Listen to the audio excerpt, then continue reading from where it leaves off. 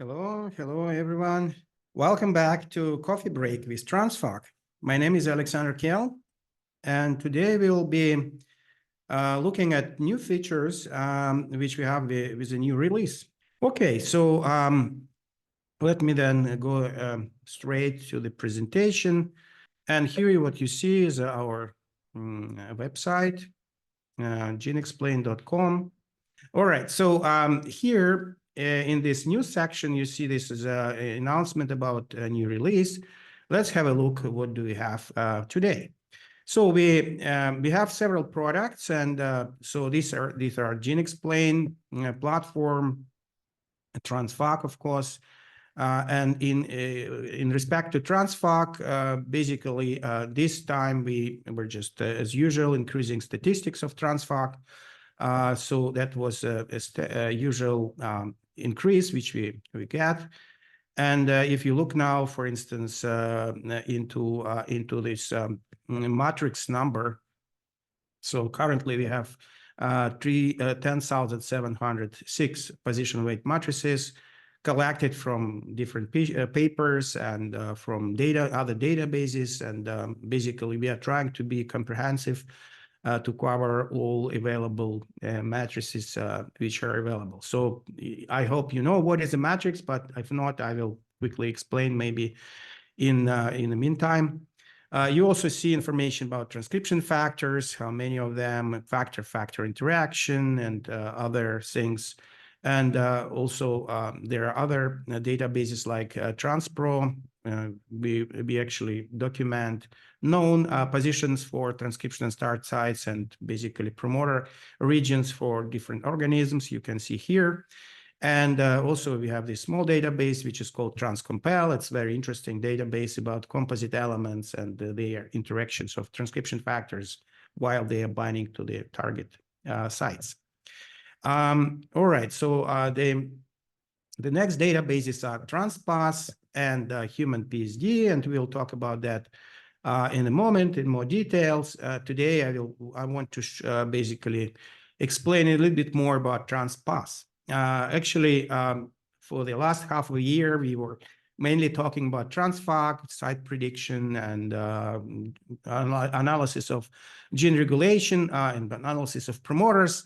But we have these associated databases, TransPath and HumanPSD, which allows you, the researchers, while you're analyzing your promoter structure and transcription factors, go further, we call it go further upstream, and understand what are the pathways, what are the signaling network, which are regulating activity of these transcription factors, and also tell about that's what you talk in TransPath, and also tell about whether particular molecules have their role in diseases and as a biomarkers or even have drug target properties. These are documented in HumanPSD. If you have look at and TransPath and HumanPSD statistics. It's also called proteome. It's another name of that package. So we can see that basically especially in TransPath domain, this time we got a quite significant increase in molecules and reactions, and also in pathways. So we got quite a significant increase of number of reactions, which we extracted from various databases and also collected from the regional literature. So this main impact was, one of the biggest impact was from Reactome database, where we actually included not only individual reactions, but the pathways as well. So we can have a look at the description of the new features in TransPath. Let me increase this a little bit. So we call it Reactome integration.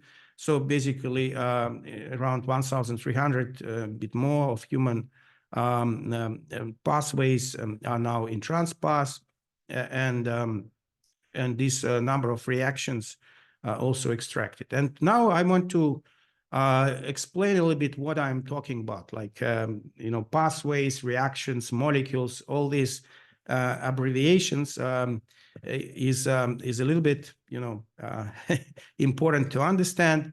And let me actually do a little tour in towards TRANSPATH. All right. Okay, so TRANSPATH is a database of signal transduction pathways, and it's actually a network of reactions, which is manually curated, which means our curators read papers, original papers, extract information about reactions which are happening in different types of cells. We also, as in this case, we are doing some bulk import, but this is curated import. So we are checking always what we are importing, and this is quite an already quite some time we were developing this database starting from 2006. So almost a bit less than 20 years, and that's the first publication we have. And this is one of the biggest database in terms of number of reactions which we collected in this database. And most of these reactions and the most focus in this database is paid to the reactions on signal transduction. So when in a cell, there is interactions between receptors, adapters, transcription factors, all the molecules, we call them molecules, and complexes in the cell, which transduce signal from different signaling cascades, and they transduce this from say outside of the cell towards inside in the cell and towards even nucleus in the cell. And if we look a little bit more in details of TRANSPATH, this is a schema which is a basis of TRANSPATH, and it's actually reflect our knowledge which we have in the different types of literature. So if researchers are doing very in vivo or in vitro experiments on different types of cells, they deal with a particular proteins. For instance, p53 mouse from mouse protein p53. And then this protein is phosphorylated in a particular position, which is shown here by an action of p38 alpha, also which was also phosphorylated, and it was actually also from mouse. Of course, that happens in a mouse cell. And this is a particular experiment which is very clearly documented, and you'll see a bit of that in the database.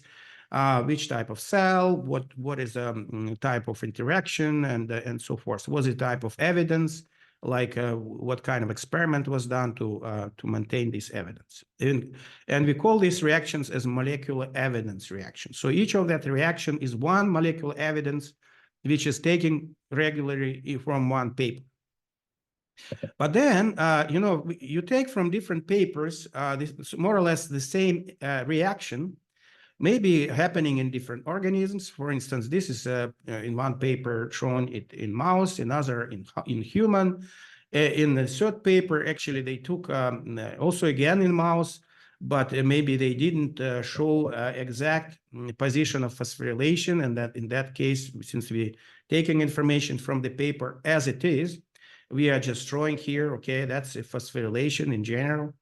And then we collect all these different types of reactions, and we create so-called a pathway step reaction, which is an abstraction when we put together similar reactions in an abstract form, independent from the species.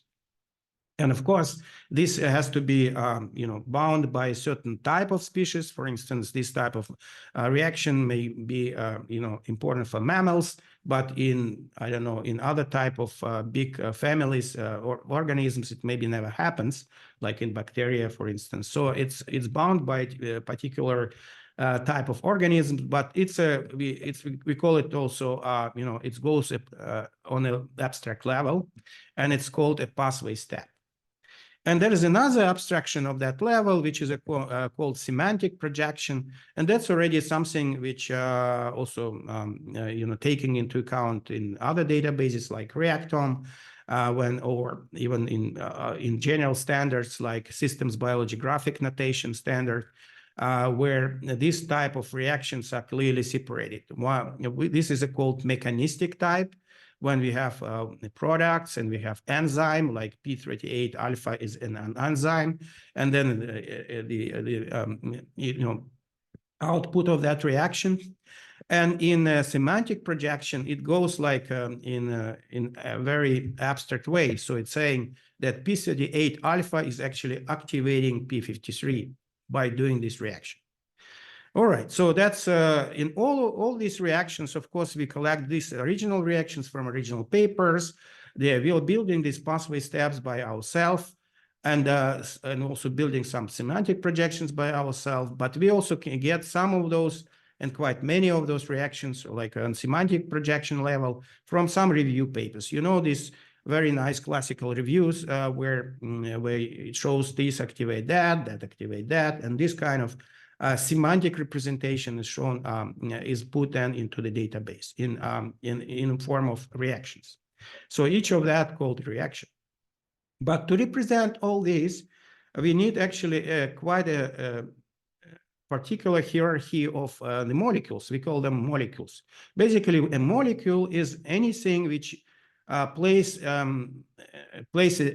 role, for instance, a role as signaling or even in metabolism in the cell, right? And these molecules, so namely proteins, protein complexes, modified versions of proteins, maybe protein, maybe also DNA, but it's not present here. This mainly talking about molecules which are proteins, their complexes, and also small molecules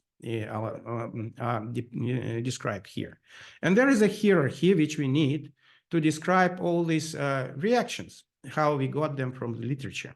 So if you talk about, each protein is encoded in particular gene, right? So for instance, a human protein A is encoded in a gene A, right? But in one gene, one gene can be a source of several different proteins in case of, alternative splicing or post-translational modifications of proteins which generate a number of different proteins from the same gene. So then actually you have different subtypes, different molecules which correspond to different variants of that protein encoded by one gene. All right, so but let's start from this level. So when we talk about individual proteins, for instance, when we talk about one gene, this gene actually encodes several proteins, which are maybe splice variants, and all of these proteins, which are encoded by genes, are called isogroup. So they are grouped in one entity called isogroup. So, if in the paper there is a reaction described that a particular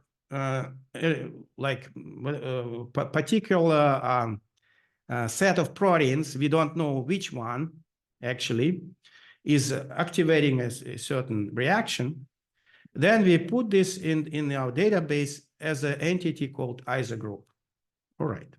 If you have a data, if you have molecular evidence that a particular subvariant of that protein, some isoform, we call it, is doing that reaction, and that's described in the paper, then we call this this entity, this molecule in a database as a basic molecule.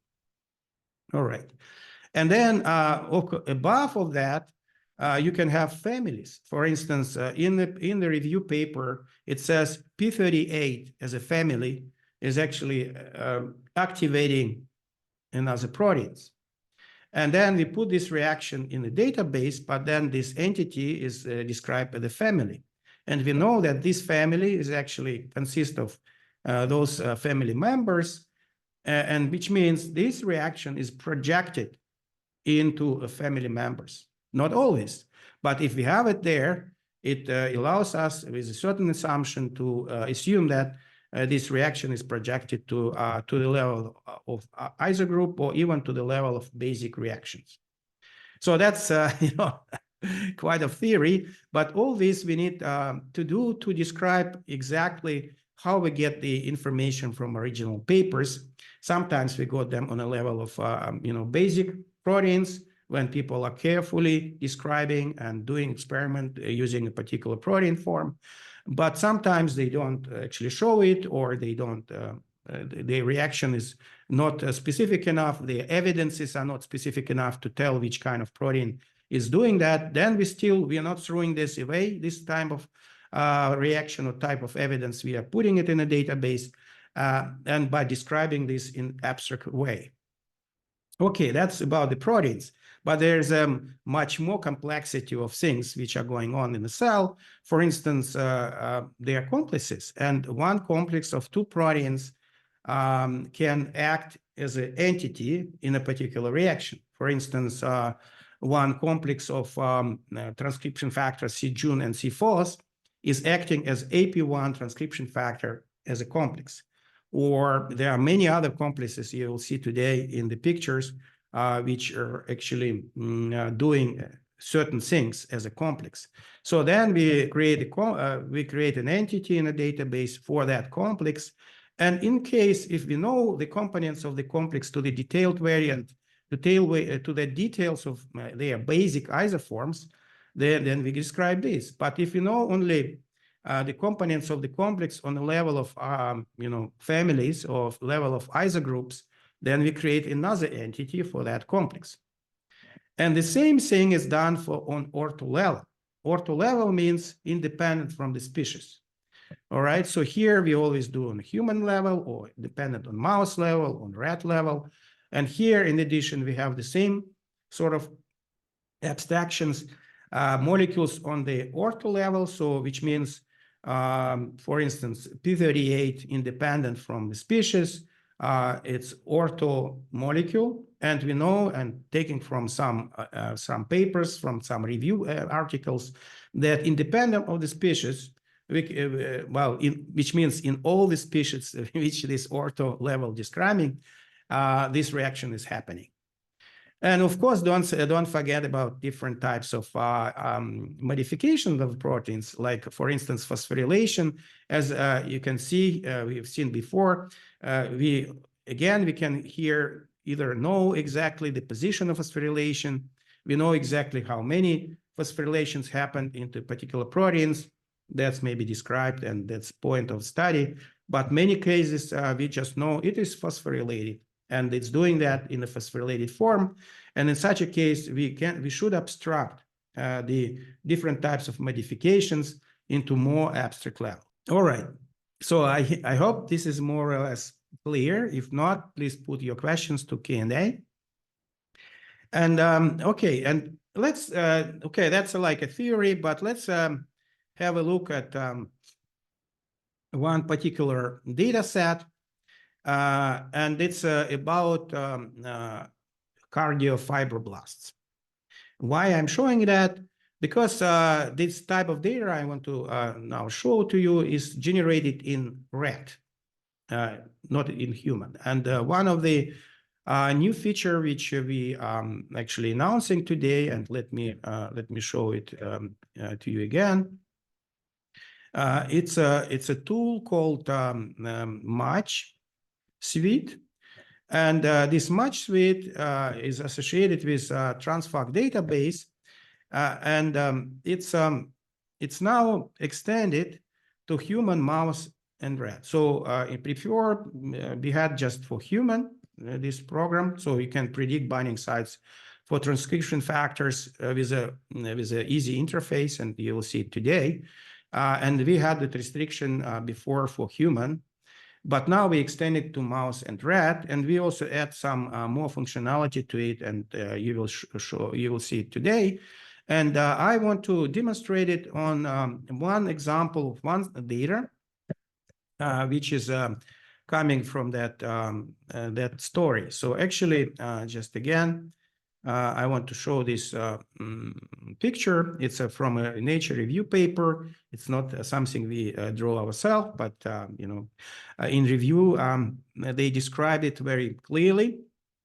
So actually in cardia failure, what happening that the fibroblasts, they are converted through actually many different things like mechanical stress and also by special molecules, namely very important is TGF-beta, and you'll see it today. It's transformed to the so-called differentiated myofibroblasts, which are starting to express different types of fibers. So basically, they express fibronectin and other molecules which make things very static. So and that's why the heart gets this fibrosis, and that leads to a lot of diseases connected to the heart failure. And actually, the whole idea of many studies in that respect is whether it's possible to convert those myofibroblasts back to the undifferentiated state, so they are not just expressing those fibers any longer. And ideally, maybe back to fibroblasts, but maybe that's not really possible, but at least to something. And what is we took the data from one paper, which is deposited in this gene expression omnibus. And this is published very recently in March 2024. And here what these authors of that paper did, they actually put a microcurrent treatment. So they put a little bit of electricity on those cells. And then on myofibroblasts, on differentiated cells who are producing these fibers, and they started to de-differentiate. They deactivate it, and so they deposited this gene expression study. So they actually did RNA-seq, and here it is in Ratus norvegicus in rat, and where we have actually cardiofibroblasts, so original non-differentiated cardiofibroblasts. You have myofibroblasts, so the differentiated ones, and these are myofibroblasts after treatment by a current.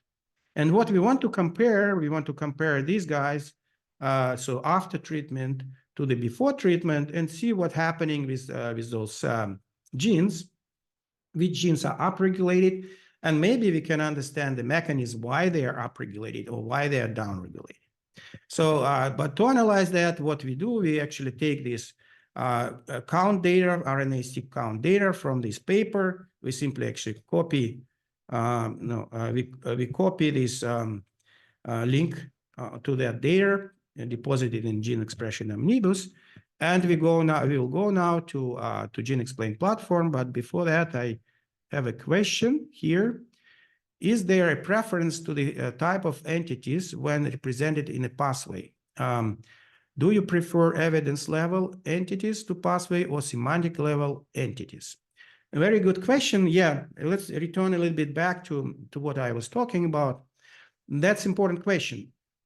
Of course, in the cell, reactions are happening with real proteins, right? With other forms, and they are, that's something what is really happening in reality.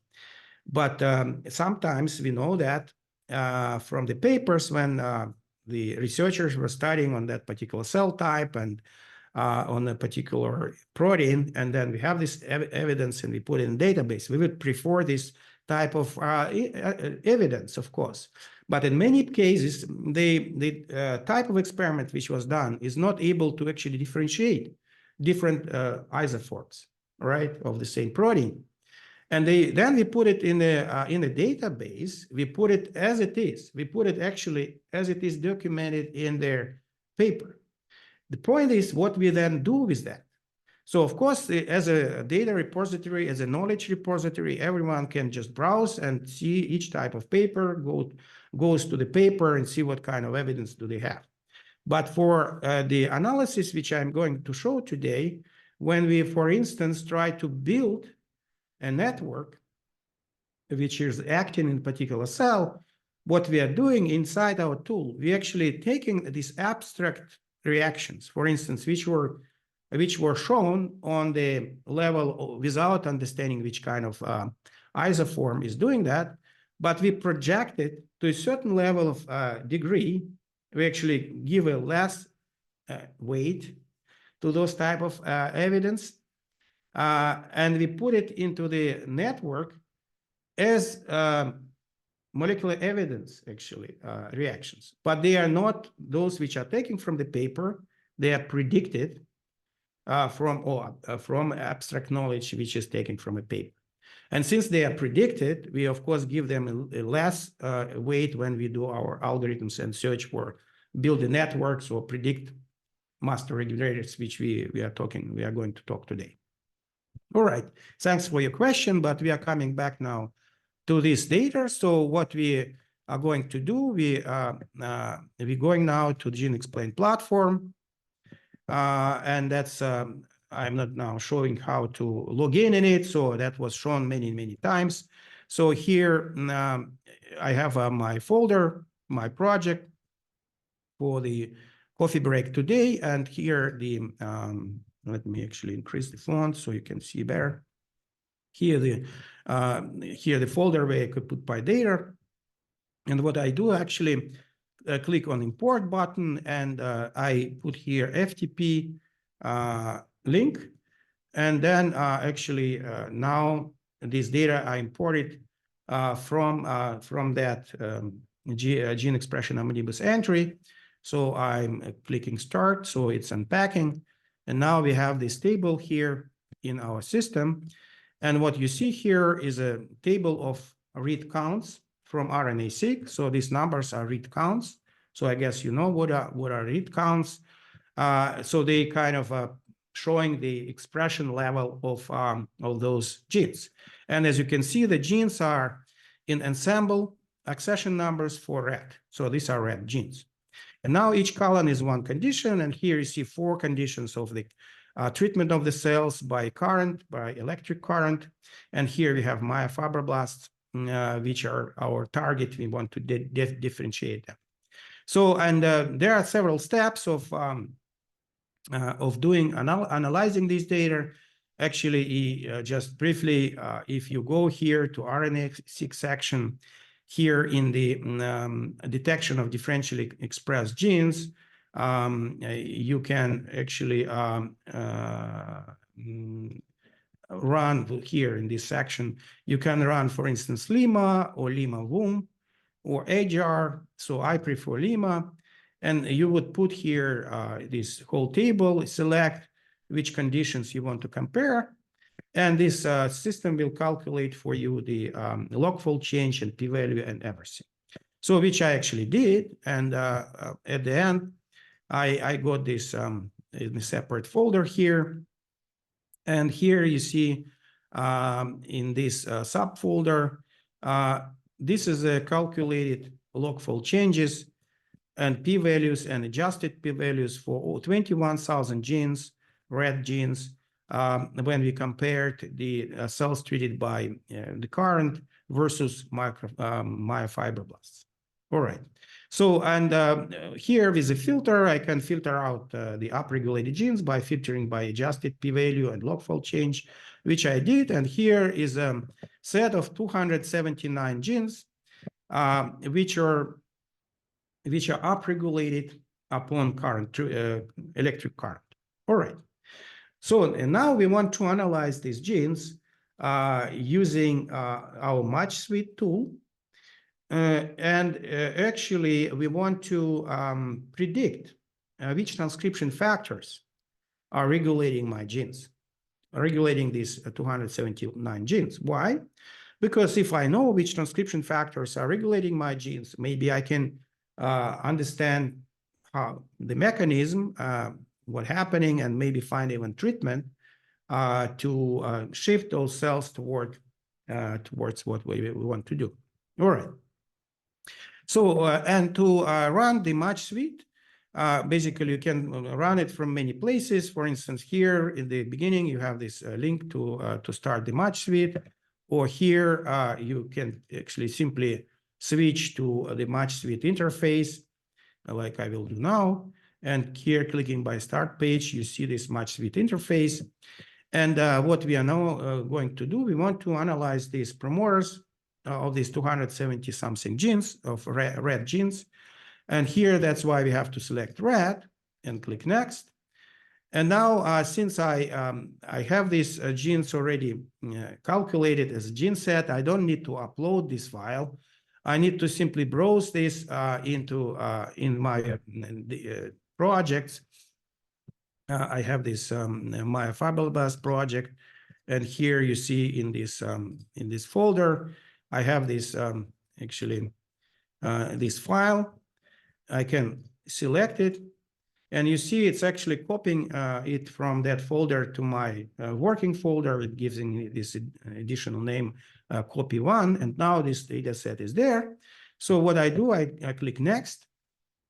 And now we have this data set, and we specify what is the promoter length we want to analyze for each of that gene, and this is a default from minus 500 to plus 100. You can change this, of course, up to 5,000 upstream and up to 1,000 downstream. We now use a small region near start of transcription. And there are two new things which appear here in interface. This is actually where you can prepare what kind of transcription factors you want to search for. All right. And you can do it in two ways. One is simple way, you simply have the whole list of transcription factors, and you simply select one, let's say rel, and you select this rel. So then you will be analyzing rel factors only. And then what means rel factors? Basically, we take all the promoters of those genes, but to search for binding sites, we take not the whole library of positional weight matrices in TRANSFAC, not all these 10,000 matrices, but we take only those matrices which are linked to CRL transcription factor. So that's how it will work. So then we simply click next. And here is another option which actually allows you to filter a bit more the gene set itself. So it was described before, and you click next and you run the analysis. Actually, instead of selecting a particular transcription factor, what you can do is select a set of factors which belong to a particular function. So you see, to narrow your search to a certain functional categories of factors. So for instance, I want to search for transcription factor binding sites for transcription factors which are expressed or which are working in, for example, in G1S transition in cell cycle. So you know there are particular transcription factors like E2F, P53, or there are a number of factors, C-Jun, C4. So we know them. I know them. I work with them. But if you don't know them, you just select a category, one category of several categories, and then you group those factors together, and that's your limit, your set of limits you want to analyze. So you're not now analyzing all factors, but only those ones which you select. Of course, if you deselect that and not choose anything, you will analyze a whole set of factors as before, and you will see a lot of binding sites found in those promoters. All right, so I will not actually do it right now because it takes time to analyze this data. I will just show you results of that search. And basically, I did it for this set of genes, applying a set of GOR terms. Actually, we can even see what kind of, no, here, actually, no, not this one. Let me see, this one, I guess, no. Yes, right. All right, so no, that's something different. So basically, here I run this tool with a selection of transcription factors which belong to SMART. So actually, this SMART family, and why? Because TGF-beta is signaling is going through SMART factors, And that's why I want to find transcription factor binding sites for SMART factors in the promoters of upregulated genes. So because TGF-beta is such an important player in this transition, either from myofibroblast to from fibroblast to myofibroblast or back. So TGF-beta pathway is very important. So in SMART factors are activated by TGF-beta pathway, and we select here those factors. So what it's then doing, it select all positional weight matrices for these SMART factors and just run them. And you will see this in a moment. So we get these results. So you see that basically this, I also selected not the whole set of genes, but a particular subset of genes, or only 33 genes from that 270. But here you see what are the results. So basically it found that these SMART matrices, it's actually only one SMART matrix which was found. And here you can see the matrix view. This is a logo of that SMART factor, SMART matrix. And it's built from SMART4 binding sites. But since this SMART motif is very similar to other factors, other SMART factors, they all 4, 2, 5, and so on, they all connected to this matrix. And this tool actually gives you an idea. Yes, actually, we found overrepresentation of those sites in the promoters of those genes. And actually, we see here in this right panel how many sites of SMART matrix you found in each promoter. So here in this promoters is 2 sites, 1 site, and so on. And you can even see this as a graphic. So you see, for instance, in this promoter, there are 3 SMART sites for SMART factor. They are they are shifted a little bit because actually this is actually area which has a lot of C's and G's. And you can click on different genes from my set and see how the SMART sites are found in those genes. Right here 2, here 2, here's just 1, and so on. All right. So that's when we search for individual sites. But if we look at a collection of matrices which belong to a particular category, let me actually see where I was running it. Yeah, right. So in this case, I selected this set of geo categories from two subsets, because actually what happened with those cells when we treat them with electric current, they start dividing. They actually become active. And that's why I want to see which transcription factor from mitotic cell cycle process, from regulation of cell cycle process, and just mitotic cell cycle, those factors playing a role. So I choose those factors and run this. And now we got this result. So which was one? This one, right? All right, yeah. So we can see this now in a moment. And in this case, of course, we found not just one factor, but several factors, and factor enrichment. All right, that was not the one, I guess, but anyway. So we found, now several factors and several matrices which are enriched in the promoters of those genes. And you see here much more colorful pictures. So you see this, we see a number of sites for different matrices, the different transcription factor found in the promoters of those genes. Still, this set of factors is bound by these geo categories, by these functions which this factor are doing. All right, so I guess you get a bit more understanding how this match suite is working, and particularly for different organisms.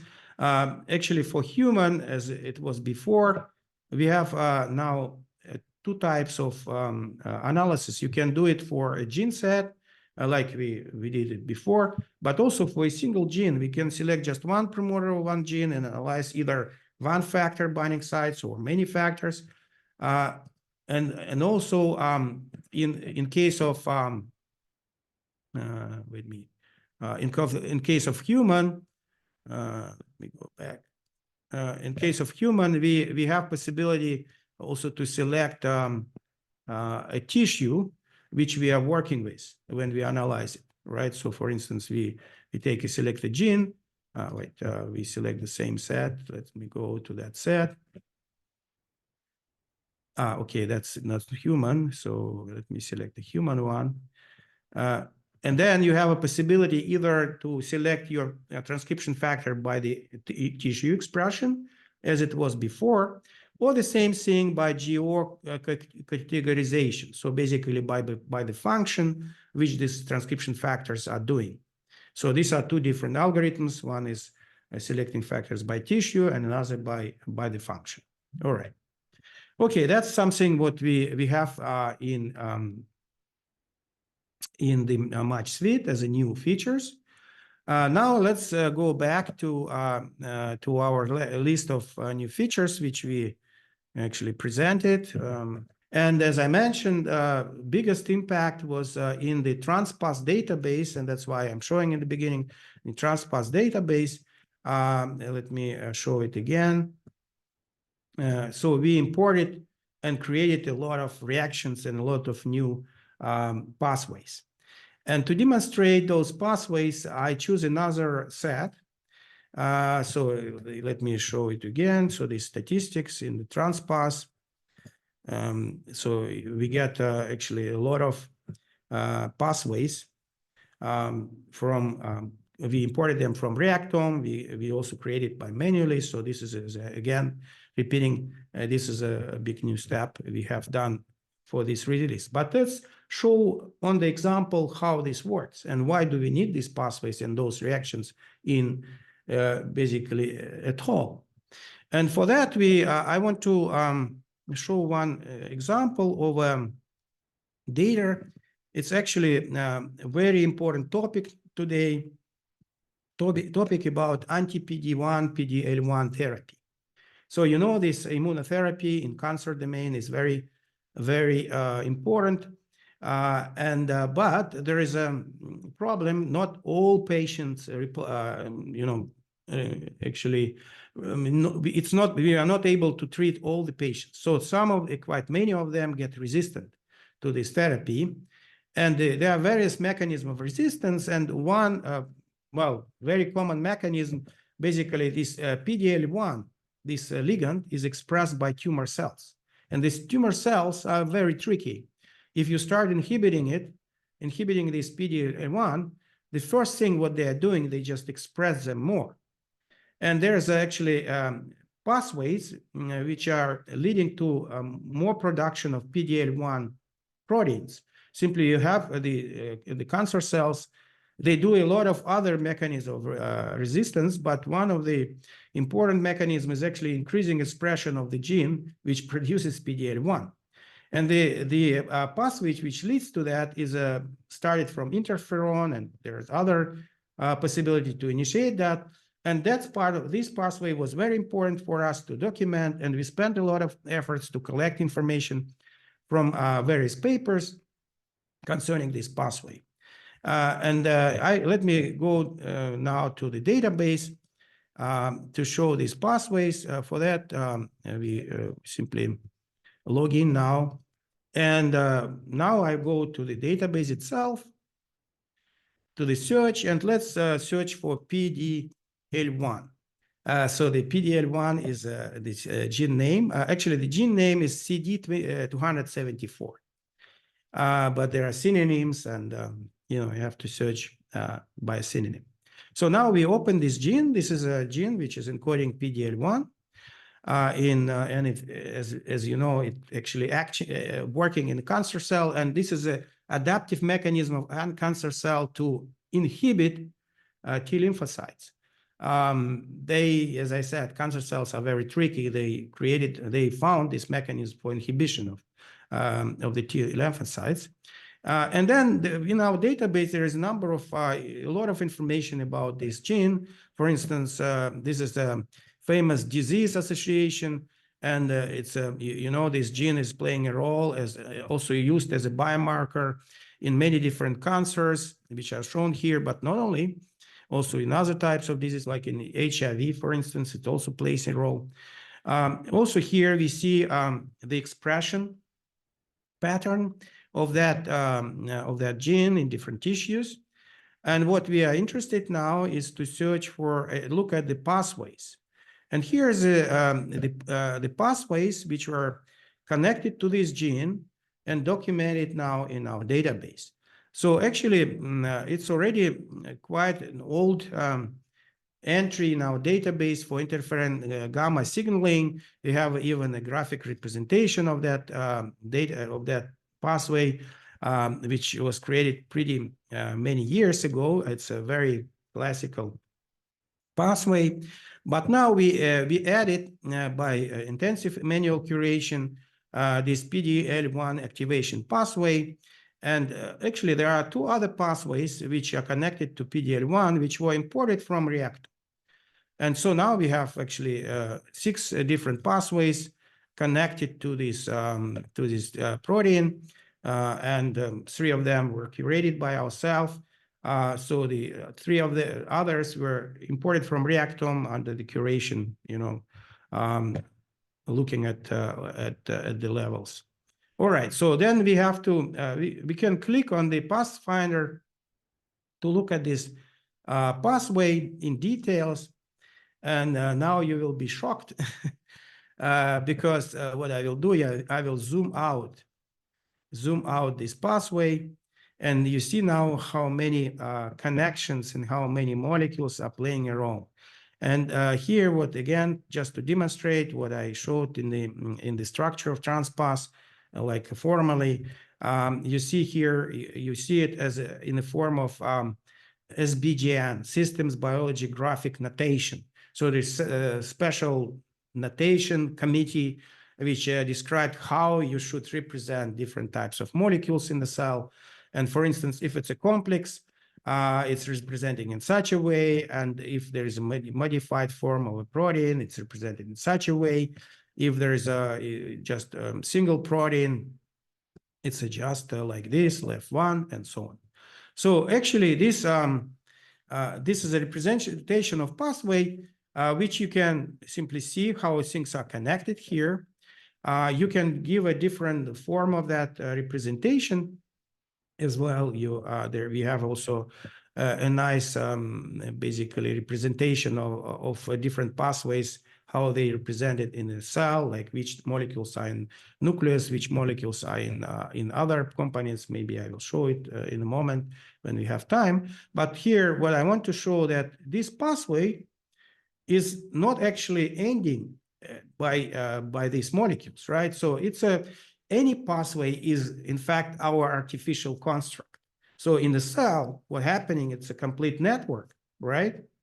So, but we kind of cut different parts of the pathways, saying it's starting from here, it's ending by here. So, okay, this is a very big pathway, it's difficult to look, but let me select actually a smaller sub pathway of that.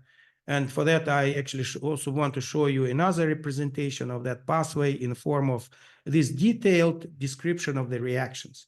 By the way, those of you who are interested in modeling, in simulation of how these pathways are actually working, this is a very good resource for that, because you see all kind of details with all components of each reaction, which RTF, which EGF, and so on are shown in those reactions. So you can take them and put them in formulas, in equations, and make a big system for simulation. That we also can do, but that's big work. Here, you see this big pathway is actually subdivided in a smaller passes, smaller sub-pathway, when at the end of each sub-pathway, there is a PD-L1, which is activated, right? And each pathway started from different things. For instance, here, this interferon gamma sub-pathway, which leads to the PD-L1 activation. Let's have a look on it. So we can open just this sub pathway in pathway viewer, in Pathfinder we call it, and then we have actually an overviewable pathway. So let me zoom a little bit out. So what we have here at the beginning of that pathway, we have interferon gamma receptor, which binds to JAK1, and then it activates the whole cascade. And at the end, it actually activates the complex of IRF1 transcription factor with STAT1, which binds to the promoter of that gene, which encode PDL1. So that's exactly how I showed on the picture. So that there's a mechanism, and you see each reaction, details of each reaction, by the way. So if you open here this window, you click on each reaction, and here you also give some color schema, but it gives you all the information. For instance, from which publication this particular reaction. Well, I click on that reaction. For instance, if I click on another reaction, it gives you also references from where it is coming from. Also, other details, kind of cell types where it was done, and so on. So evidences. So you can go also to the entry in the database about this reaction, and then you see more details of that reaction.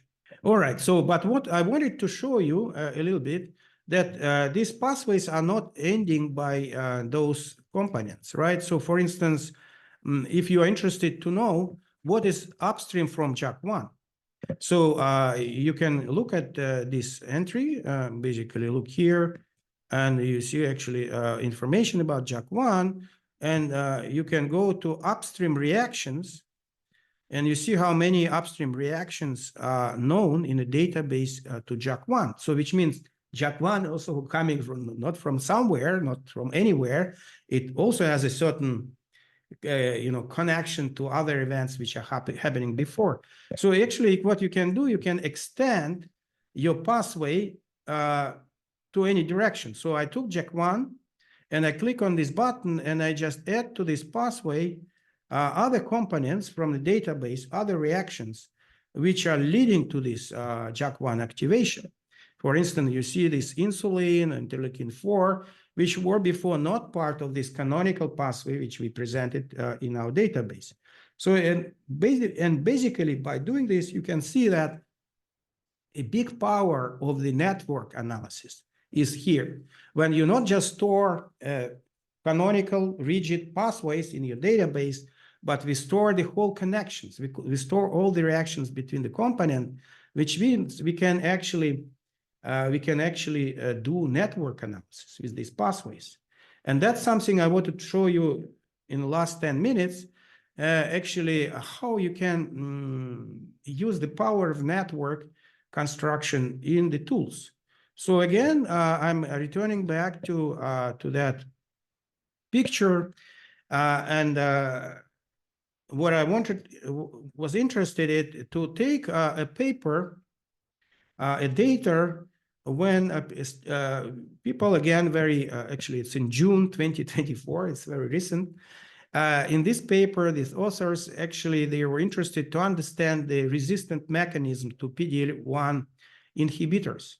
So those magic bullets, which are currently, in cancer, so those immunotherapies, unfortunately, a lot of resistance appear. And what they're interested in, and we're also interested to understand if you have if somebody has has a colorectal cancer, then and it happens that there is a resistance, maybe we can understand the mechanism of that resistance. And what they described in that paper, they also published in Gene Expression Omnibus. We can get this data from Gene Expression Omnibus, and I will now show you this data. So let me go to that folder. So it is here. Just a moment.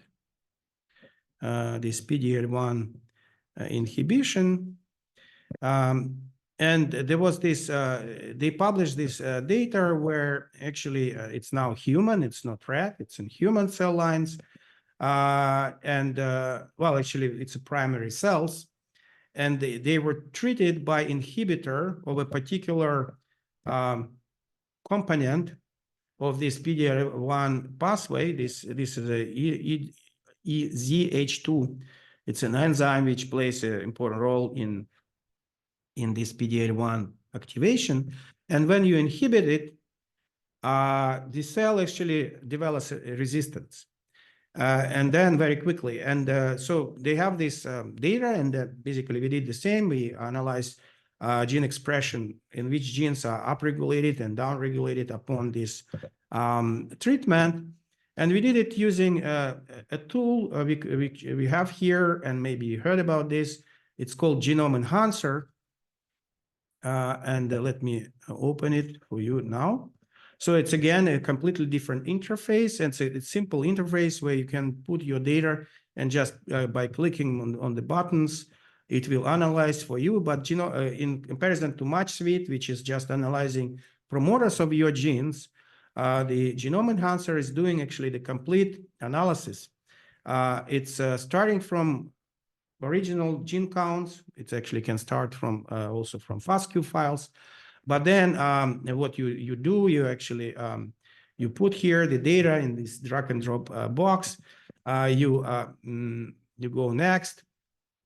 You actually put which data sets or which conditions from your table belong to inhibitor, which belong to control. Then you specify your disease. You specify conditions which you want to compare. And then what I did, and then you get this result, which is created as a full report.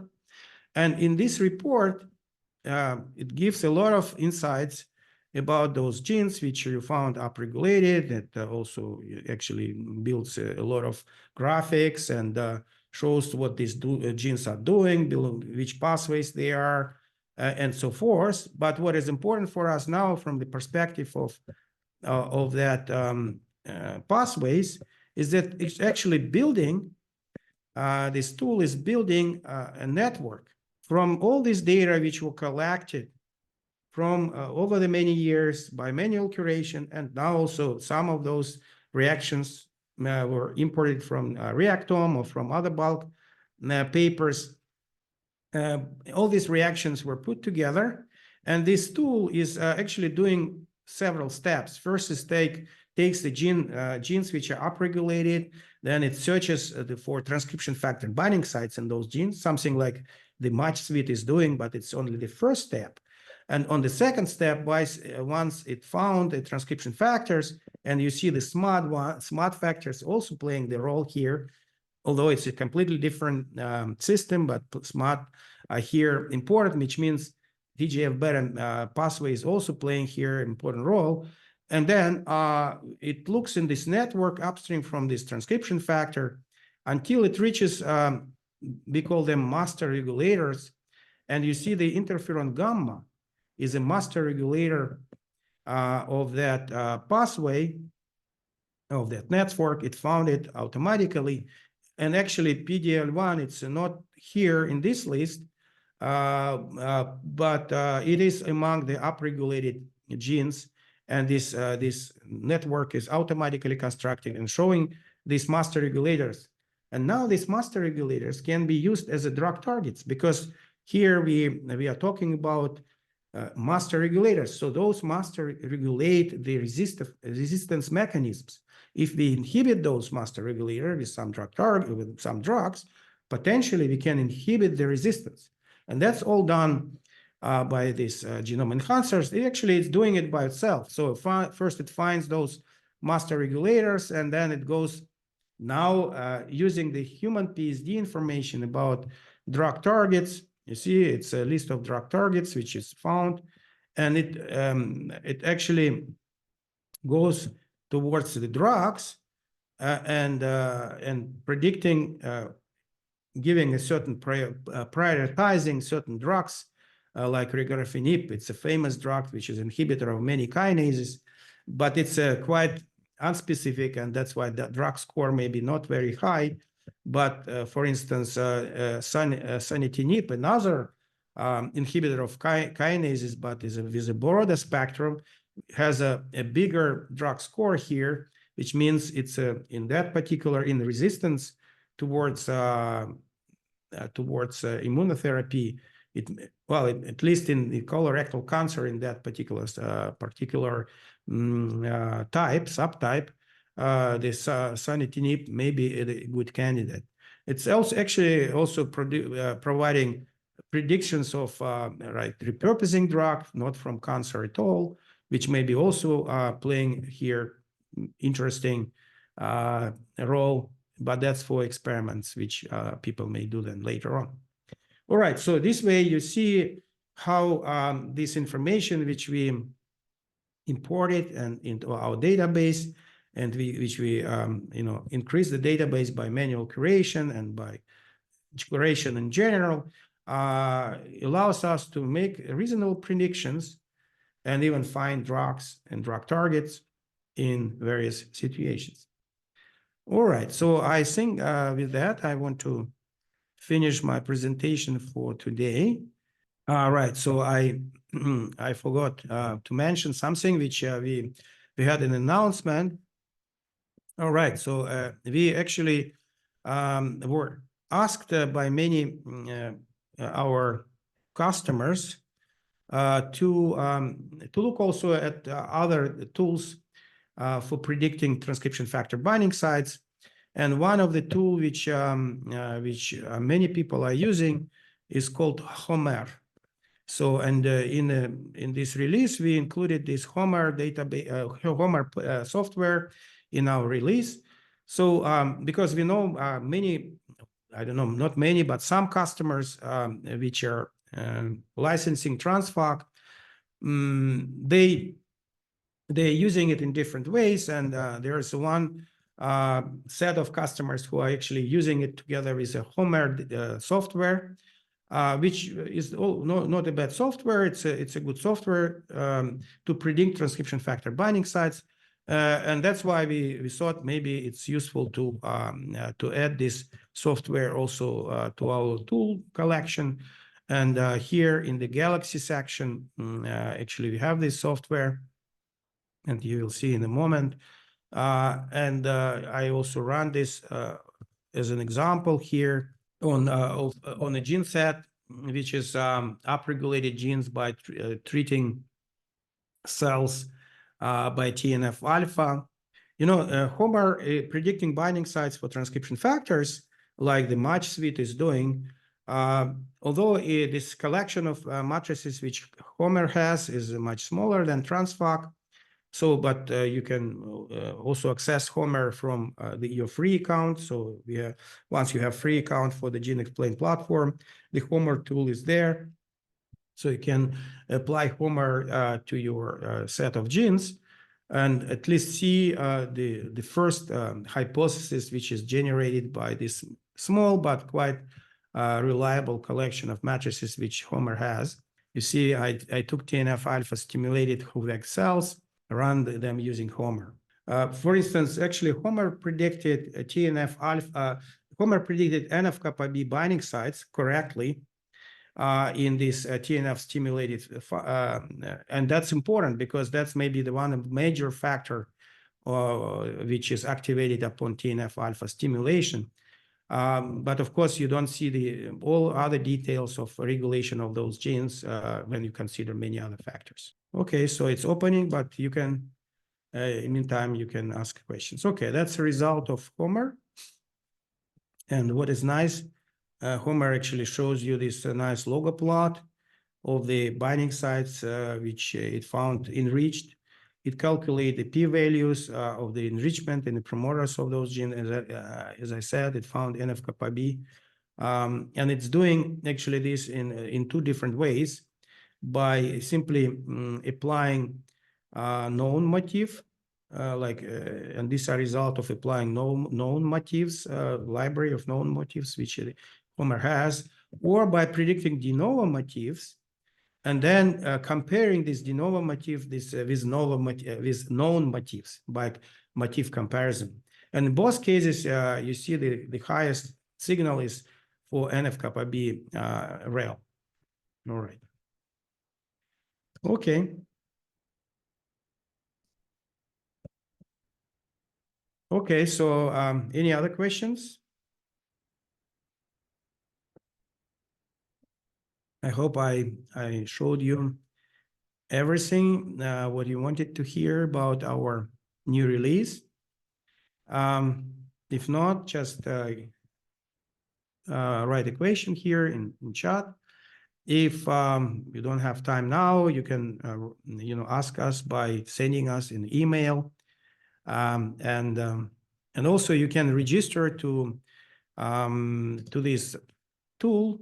As I mentioned, geneXplain platform has a free account, so you just go to our website, you find the login and register for the free account, and there is a number of tools in the free account which you can use. In the Galaxy section, for instance, you have all kind of pre-processing tool and basically all the methods which we provide in the geneXplain platform are available for the free account as well. Just the databases which we were talking today, like TRANSFAC, TRANSPATH, and HumanPSD are not part of the free account, of course, so you have to license them.